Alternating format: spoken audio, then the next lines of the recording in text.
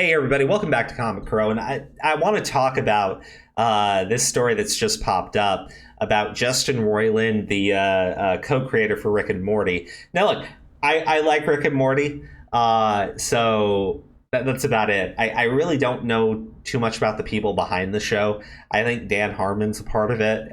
That's about as much as I know, really. I didn't even know this guy's name until this story popped off, but let's talk about it. Now, this is very different from when we talk about accusations. This is him actually being charged with this crime. And it's back in 2020.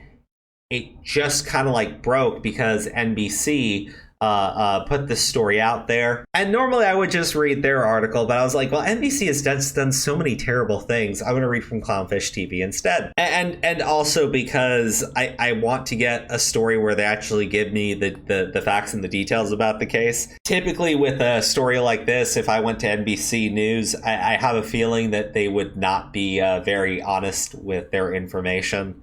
Just, based on their previous behaviors. The star and co-creator of Rick and Morty, Justin Roiland, has been charged with false imprisonment and domestic battery.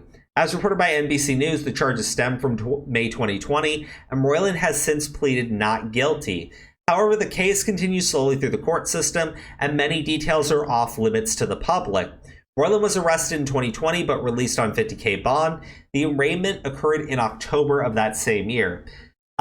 So I know they said that the details aren't being released. If I had to guess, the false imprisonment sounds like, based on the charges, he hit her and then he would not let her leave their home. I'm guessing because those would fit. But again, this was in 2020, and it's 2023 now, so it's been about a year and a half.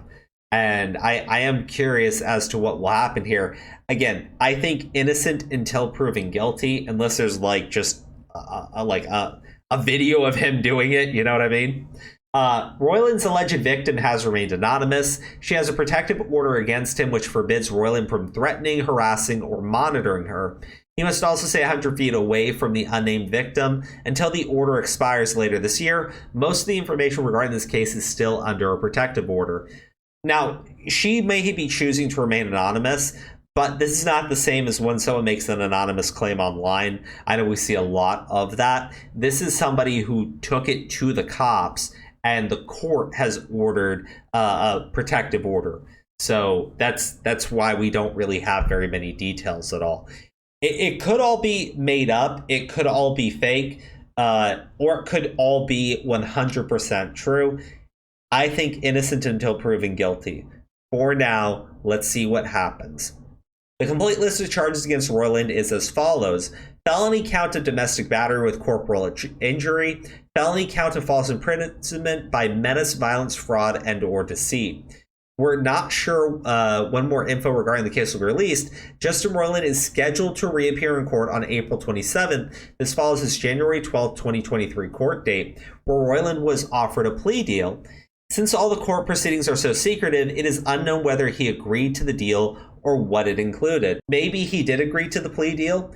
Now, just because they offer you a plea deal does not mean that they don't have a strong case against you.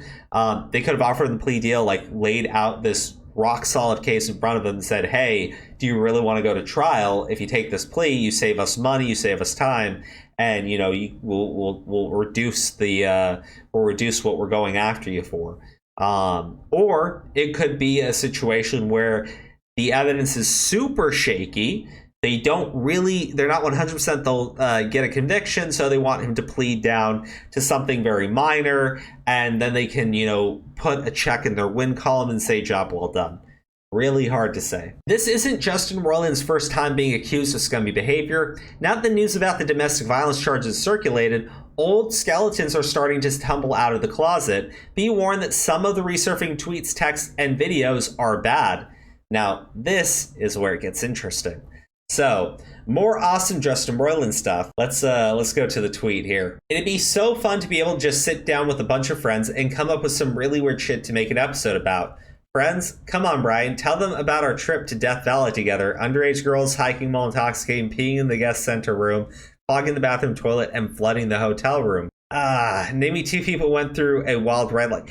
Okay, I said this in the when we were talking about the Andrew Tate stuff. Using someone's own words against them is very strong, but at the same time, he can claim that this is a joke.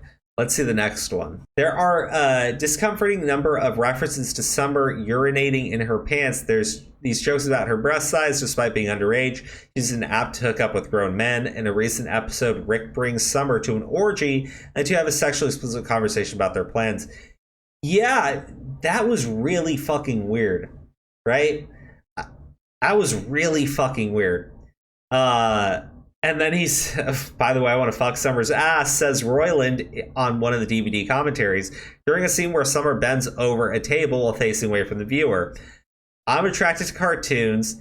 She's 17. Another voice objects. And this is, I got sent this. It's some troll. I've known about it for a while. Total bullshit. I just don't want to get doxxed. That's dumb. They should focus on changing the age and consent laws. You won't, dude. This is very different from domestic violence charges. This is all implications that he's into very, very young women, and by that I mean teenage girls who are below the age of consent. Let's see what else is here. Digging deeper into the whole pedo controversy, quite the rabbit hole from Justin Roiland of Rick and Morty fame. You shouldn't even be talking about it right now. And now your host, Crumply Crumplestein. Welcome to Unbelievable Tales. We don't have a lot of time here. I'm sorry. I apologize. My thoughts are just... I am distracted by my own thoughts. My mind is somewhere else lately. I'm sorry. Here's the story. Unbelievable Tales presents Unbelievable Story, featuring Little Jeremiah. These stories are fucking unbelievable, you worthless cocksucker. Hey LJ, guess what I heard on TV the other day? What's that? I heard that your mother is a dirty, rotten sack of crap. Wow, that's amazing. Now let's go play in the river. Sounds gratifying. Wow, the river is angry today, my friend. Let's get naked. The river feels so good brushing against my genitals. I love the ocean. Let's go. Okay, all right, I'm done. God damn. Yeah, he has weird fascination with underage people in sexual situations. Will this current legal trouble open up the floodgates? Okay, this is all this reminds me of the James Gunn thing, right? So James Gunn, he got somebody canceled, right? And then somebody went after James Gunn. I think that's the way it went. And they started pointing out all the times James Gunn was making pedophile jokes and how James Gunn once went to a big Hollywood costume party or whatever, where he dressed as an adult and he had his guests dressed as schoolgirls. And people were like, wow, okay. And there's a lot of these. So I don't know. This could be the same thing, but I've got to say, I haven't even played the whole thing. Okay, I don't want to play the whole thing.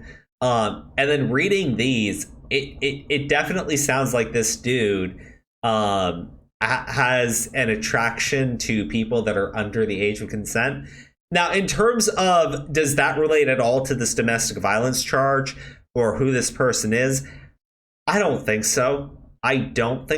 Knowing these really weird things this guy is into, though, I admit this changes a lot, a lot for me in terms of the show Rick and Morty.